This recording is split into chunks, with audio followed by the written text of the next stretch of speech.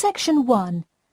You will hear a telephone conversation between an employer from the Wild Dune Spa and Resort and an applicant. First, you have some time to look at questions 1 to 5.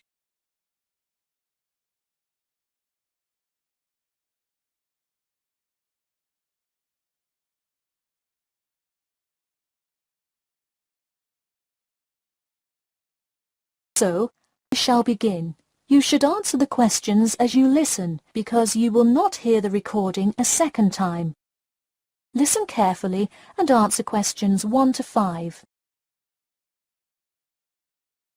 Hello, is this John Murphy? Hi. Yes, it is. Hi John, this is Ed Heisenberg from the Wild Dune Spa and Resort, calling about your application for our lifeguard position. Do you have a few minutes to talk? Yes, absolutely. Great, could you give me your address? Sure.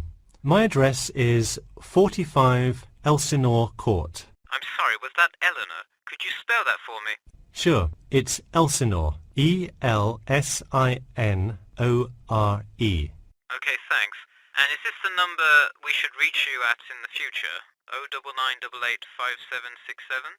No, that's my home phone. But let me give you my mobile number instead. 077 896 245. Call me on that one. Okay, I'll make a note of that. Could you tell me your availability? Sure. I'm usually available during afternoons or weekends. I'd prefer not to be scheduled on weeknights because I work part-time as a waiter. That shouldn't be a problem, since we don't stay open very late anyway. And do you have any other employment experience? Yes, I've worked at a few other places. I was the baseball coach at Richmond High School last season. I see. And do you have any other experience that you would like us to note on your application? Yes. Last year I worked at the beach as a rescue diver. Rescue diver? That sounds intense. Well, it's really just like being a lifeguard, except in the ocean instead of pool. So kind of like being a lifeguard at the world's largest pool. I see. Before you hear the rest of the conversation, you have some time to look at questions 6 to 10.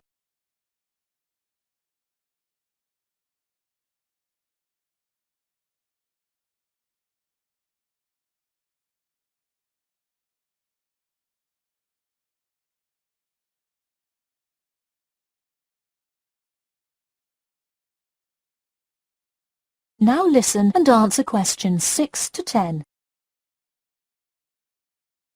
So could you tell me about the relevant skills you have?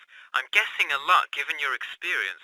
I'm CPR certified and have 2 years of diving experience. Great, it sounds like you are well qualified for this position. When does your CPR certification expire? I think in November, but let me quickly check my CPR card. Actually, it expires in October. Okay, so regardless, you have it through the end of the summer. When is your ideal time to work? Since I work in the restaurant on weeknights, I like weekends best, specifically Saturday mornings. I see. We do already have a lot of staff available on Saturdays, but I do need an early morning shift lifeguard. How early could you work Saturday morning? I can get there by 6 o'clock if need be. You'll be happy to know we open a little later than that, but I'll put you down for Saturday mornings here. Oh, awesome. I can't wait to get started. How about you come in next Saturday, the 12th? That sounds good. Great. We can figure out other shifts for you to work when you come in then. One last thing, just out of curiosity, where did you hear about us? I heard your ad on the radio while I was driving this morning. You know, I think you're the first person who has responded to our radio ads. It's almost always people who have seen us in the newspaper. Yeah, I don't have time to read through the newspaper every morning. I have plenty of time in the car to listen to radio ads. That makes sense. Well, thanks for your time, and we'll look forward to seeing you on the 12th. That is the end of section 1. You now have half a minute to check your answers.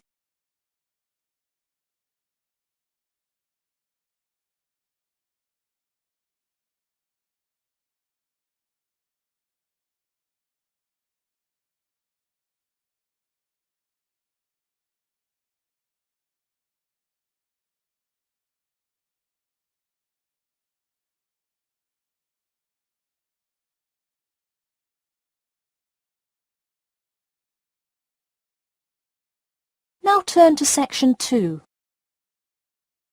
Section 2. You'll hear part of a free class about safety around campus. First, you have some time to look at questions 11 to 14.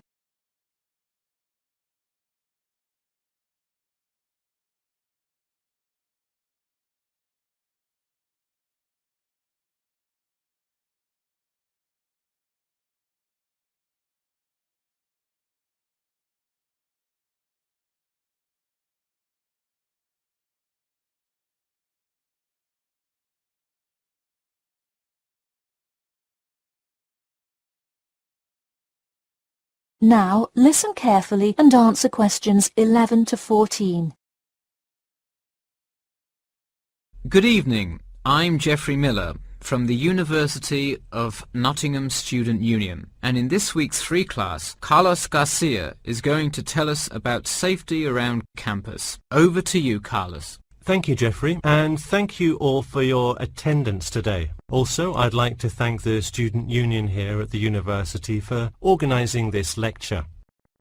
Well, I've been serving and protecting the City of Nottingham for over 20 years now as a member of the police department. Does anyone know what type of crime is the most prevalent on campus? I heard someone say drugs and alcohol. That actually isn't too much of an issue. Violence? Nope. Actually, the biggest thing we worry about here is theft. The nature of crime on Nottingham's campus is quite different from that of the surrounding areas. Crime rates across the East Midlands are very difficult to control. We'd like to see the rate stay the same for this calendar year, but it has been increasing steadily over the past 3 years. On campus, however, I'm happy to say that the overall crime rate has fallen this year. You wouldn't think so if you've seen the extremely exaggerated stories in the media. The media has done nothing but cause more concern about crime in our area. Even the crime shows you see today are a little bit far-fetched, but at least viewers know they're not real events. We'd really like to see more factual news articles out there so the public can have a rational sense of the safety level of our society. Before you hear the rest of the talk, you have some time to look at questions 15 to 20.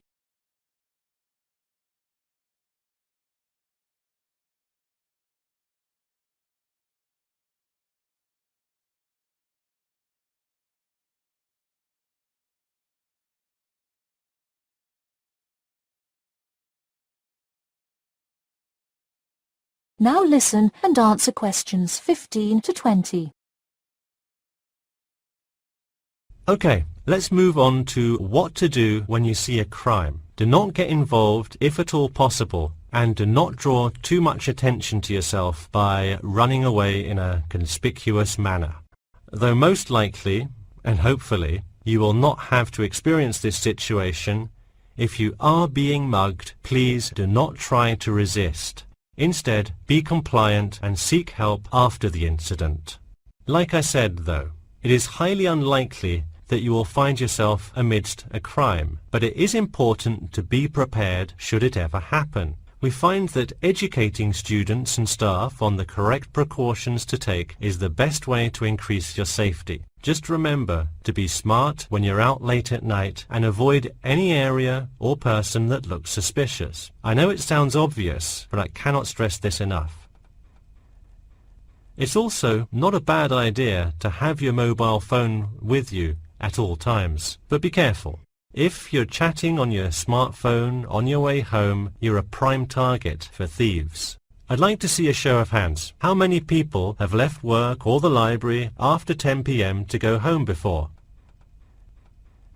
A lot of you, right? If you do have to go home late at night, please don't walk home alone. More often than not, there's someone there that will be walking the same direction as you at some point. Walk home with a friend or co-worker.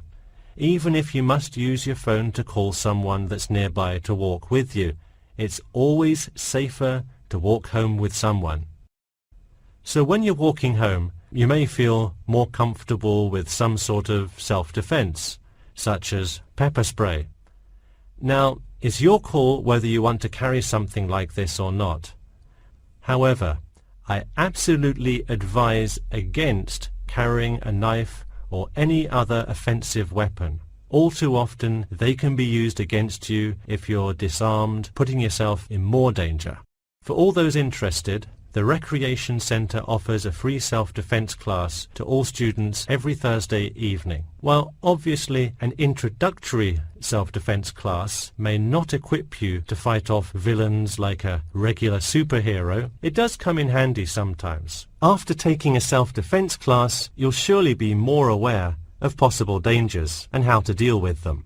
So hopefully now you have a more complete understanding of the nature of crimes committed on your campus and how to avoid being a victim. I know most students at the University of Nottingham are not the criminal types, but remember that there is no barrier like a wall or something keeping non-students out. There's no army force securing the borders, and I doubt anyone wants it that way. The campus is generally a safe place, but it's not immune to small crimes once in a while. All right, that's all I have to say for today. Stay safe. That is the end of section 2. You now have half a minute to check your answers.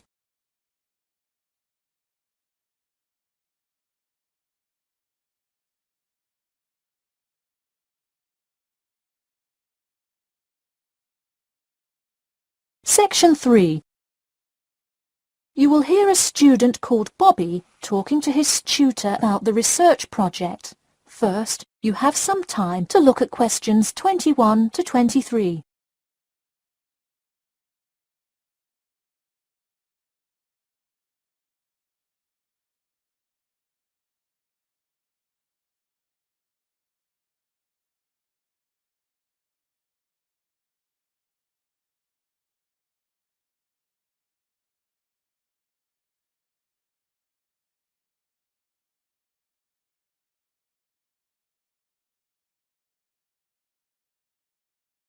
Now listen carefully and answer questions 21 to 23. Hi Bobby, go ahead and sit down. Tell me about your research project. Well, I decided to research football and keys for success on a football team. That sounds great. What are the guidelines for the test? Did the teacher talk to you about it in class? No, everything is on a handout that was passed out. It says that the first draft is due at the end of next week and the second and third are due later on in the month. I don't understand why we have to keep revising and fixing it. Is this assignment really that important? Well, this project is a major requirement for passing 11th grade English and will go on your permanent record. Oh really? Does that mean it will affect what? Actually, it's because my father loves the sport. He watches it every weekend. Cool. It's a good idea to report on something you're interested in. Before you hear the rest of the talk, you have some time to look at questions 24 to 30.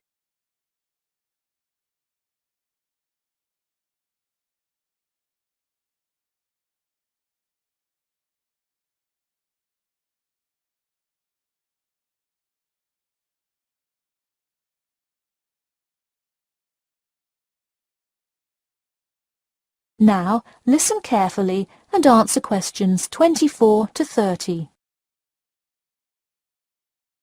I see you worked hard calling players and the head coach to talk, so let's see what information you got. Well, you have to listen carefully to the first call on the recording. It's really hard to hear because the background noise is louder than the person's voice. Yes, it is a bit tough to discern. I'm afraid the player's answer is too short as well. You will have to interview him again and try to get him to give a better answer. Okay, I thought that might happen. I will call him again tomorrow. Moving on, let's look back at this question. You asked, tell me about a time when you learned a major life lesson through playing football and explain how that has shaped the person and player you have become now and how you hope to pass on that lesson. It is a great idea for a question, but in an oral interview it is far too complex. I would advise you to break it up into multiple parts to get a better response. I guess you're right. I wouldn't want to have to provide an answer to a question like that. I will simplify it. I found that when I asked players this question, it took too much time because they were struggling to answer the question completely. In fact, this is the question Joe Billings was answering when the tape ran out. He did tend to ramble on all the questions, didn't he? He sure did. I would recommend that when you go back and interview players again, that you use a more sophisticated recording device. This recording is spotty, which indicates that the equipment wasn't working consistently. Okay, I guess it probably wasn't the best idea to use the sound recorder on my phone. Hey, could you give me some feedback on the content of the report itself? Sure. Let's start by focusing on your topic. While I like that you chose to cover football, it seems inexplicit. The keys for success of a player and team is quite an interesting topic, but what is your thesis? That is to say, what conclusions can you draw from your research? I would suggest coming up with a strong thesis statement and then shaping your report based on that. Is it really too vague? I put a whole lot of facts into it. I list the top 10 goal scorers in football history, and later on provide statistics for a few of the most famous coaches and their records as coaches. I think that's great that you included these facts, but I think you focus too much on the facts and not enough on connecting these facts to make your point. Ah, I see. Okay. So it looks like I have quite a bit of work to do before the deadline. That is the end of section 3. You now have half a minute to check your answers.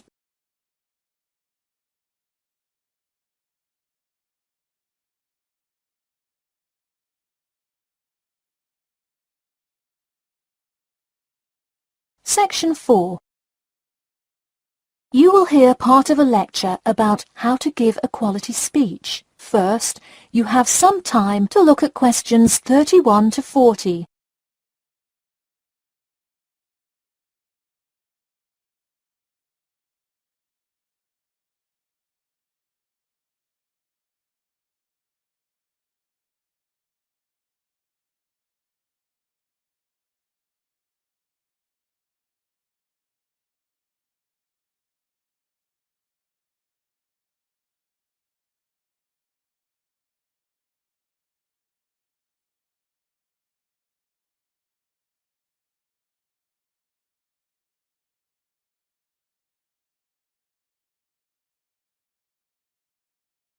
Now listen carefully and answer questions 31 to 40.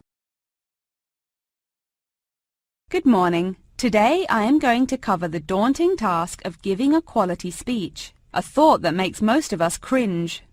In fact, 90% of all people feel nervous about public speaking, about 10% of whom are described as genuinely terrified.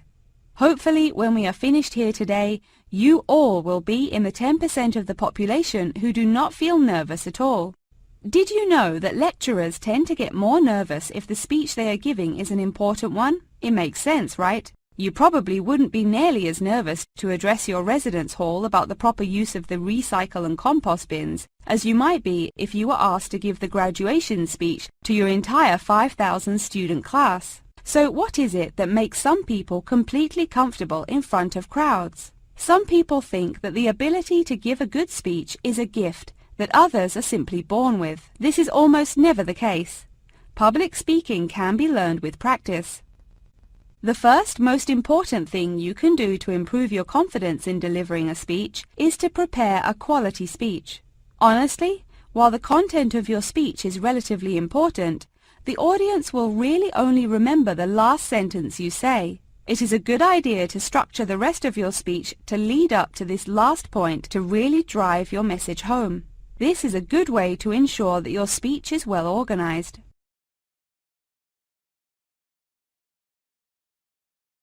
Once you are confident in the quality of the speech you have written, the rest is just about your stage presence. Let's go through some do's and don'ts of public speaking. First, you want to command the attention of the room.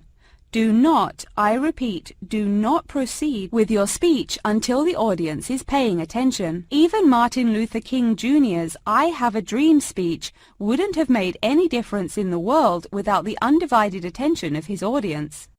To continue with the I Have a Dream example, one of the reasons that MLK was such an effective orator was his ability to speak with passion and engage with his audience. That sort of charisma does not come from reading straight from paper.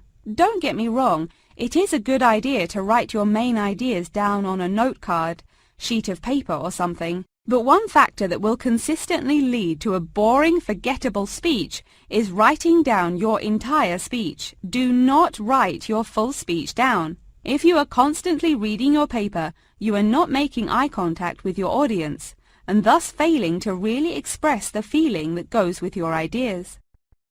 I advise you write 1 or 2 ideas, so if you suddenly draw a blank, you have something to jog your memory. If you've written a good speech that you believe in, those ideas should be sufficient to keep you on track.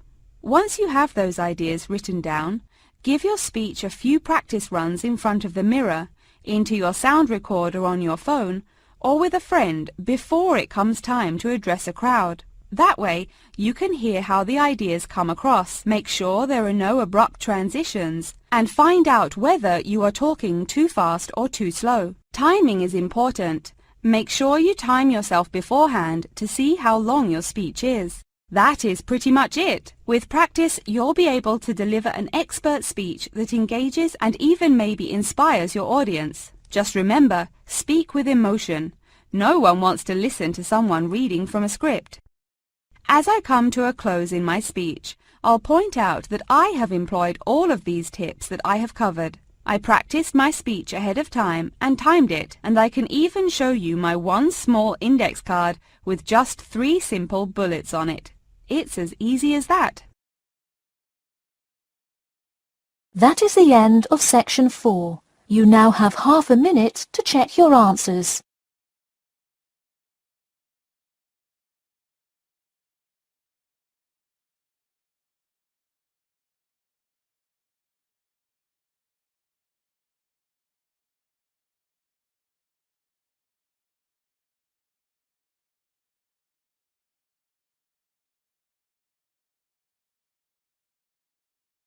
That is the end of the listen.